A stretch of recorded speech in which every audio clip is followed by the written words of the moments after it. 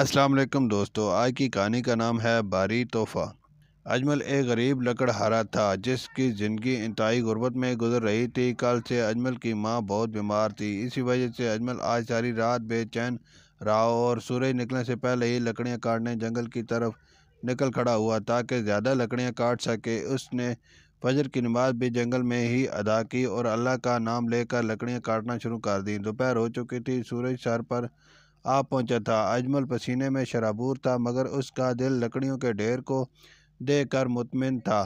اجمل کا جوڑ جوڑ دکھ رہا تھا مگر ماں کا بیمار چہرہ اور بچوں کی بھوک کے خیال سے اپنے تھکن بھول کر محنت کرتا رہا۔ لکڑیوں کا گٹھا باندھ کر جب اس نے کمر پر لادا تو وہ کافی وزنی تھی، اس لیے اجمل آہستہ آہستہ قدم اٹھا کر چلنے لگا۔ ابھی تھوڑی دور ہی چلا تھا کہ اس کا پاؤں پتھر کی ٹھوکر سے مڑ گیا اور پاؤں میں شدید تکلیف ہونے لگی۔ اجمل کی آنکھوں سے آنسو بہنے لگے۔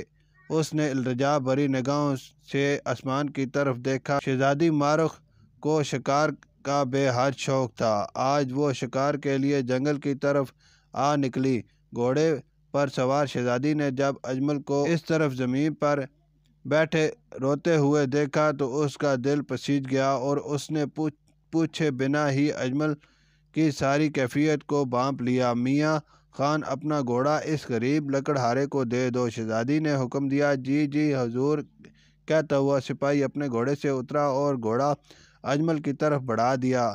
اعلیٰ نسل کا گھوڑا، اس پر قیمتی زین اور لگام دیکھ کر اجمل کی آنکھیں ایک بار پھر جھلک اٹھیں۔ وہ ہڑبڑا کر اٹھا اور شہزادی کے حضور آداب بجا لایا، پھر اپنی لکڑیوں کو گٹھا گھوڑے کی پیٹھ پر لاد کر سوار ہو گیا۔ بازار میں اجمل جب آن بان سے داخل ہوا تو وہاں پر موجود لوگ کبھی اجمل کو اور کبھی گھوڑے کو حیرت سے دیکھنے لگے۔ اجمل نے جب شہزادی کی نوازش کا واقعہ بتایا تو اکثر کو اس کی بات پر یقین نہیں آیا۔ پھر اس نے لکڑیاں بیچیں، آج معمول سے زیادہ رقم ہاتھ آئی۔ اجمل دل ہی دل میں خدا کا شکر گزار تھا۔ اجمل نے ماں کے لیے دوا اور گھر والوں کے لیے کھانے پینے کی چیزیں خریدیں اور بڑی شان سے گھوڑے پر سوار ہو کر گھر پہنچا۔ ماں اور بیوی بچے اجمل کو حیرت سے دیکھنے لگے۔ اجمل نے تمام واقعہ بیان کیا جسے سن کر سب بہت خوش ہوئے۔ اب گھوڑے کے رکھنے کا مسئلہ درپیش تھا، اس کے چارے پانی کی بھی فکر تھی۔ بے چارے اجمل کے پاس نہ تو بادشاہوں کی طرح اسبل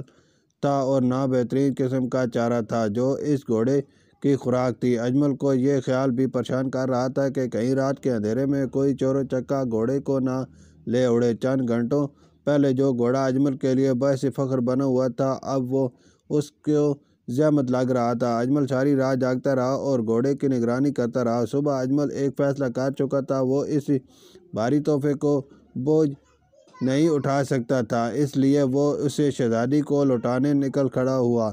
شاہی دربانوں نے جب ایک غریب آدمی کو شاہی اور اعلیٰ نسل کے گھوڑے پر سوار دیکھا تو حیران رہ گئے۔ شہزادی اپنے کمرے کی کھڑکی سے موسم کا لطف لے رہی تھی۔ لکڑہارے کو گھوڑے پر سوار دیکھا تو پہچان گئی۔ اس نے دربان کو اشارہ کیا کہ اسے اندر آنے دیا جائے۔ دربان لکڑہارے کو اندر لے گئے۔ اجمل ڈرا ڈرا سا اندر داخل ہوا۔ ہاں بھائی لکڑہارے، کہو کیسے آئے؟